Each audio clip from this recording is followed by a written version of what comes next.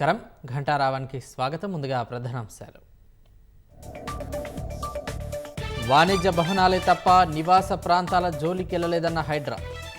ఇవాళ 3 ప్రాంతాల్లో 8 ఎకరాలు స్వాధీనం చేసుకున్నట్లు వెల్లడి.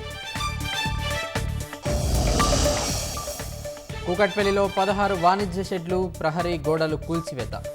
పటేల్గూడ, కిష్టారెడ్డిపేటలో 25 అక్రమ నిర్మాణాలు స్వాధీనం. 10 ఏళ్లు ప్రభుత్వంలో ఉన్నాం, ప్రతి సమాచారం తెలుస్తోంది. అమృత్ టెండర్ల అవినీతిపై ఎక్కడికి వెళ్లేందుకైనా సిద్ధమన్న కేటీఆర్.